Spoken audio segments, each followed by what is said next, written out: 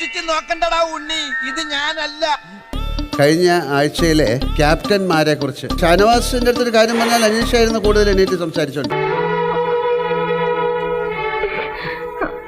പേടിക്കാനൊന്നുമില്ല, ധൈര്യമായിട്ടിരുന്നു. ഞാൻ തന്നെ ക്യാപ്റ്റൻ, നീയല്ല. ഞാൻ വിട്ടുതരില്ല എന്ന് പറഞ്ഞ് നടക്കുമായിരുന്നു. நீ என்கிட்ட ஒரு கோடி ரூபாய் எடுத்துட்டு போவேன், திருப்பி சம்பாதிச்சிருவேன். ஏன் ஒரு 10 தங்கத்தை எடுத்துட்டு போவேன், திருப்பி வாங்கி. ஆனா என் செல்லத்தை எடுத்துட்டு போன எப்படிடா? അനീഷിൽ എന്തോ പിന്നെ ക്യാപ്റ്റന്റെ ഒരു പ്രേതം കയറി പിടിച്ചോ? ഇത് സായിപ്പ് എന്നെ ബാധ കയറിയില്ല.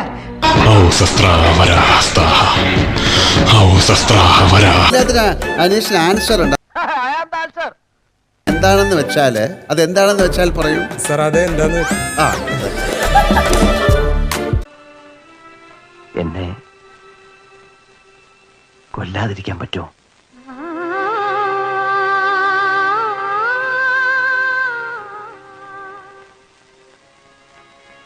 ഇല്ല അല്ലേ?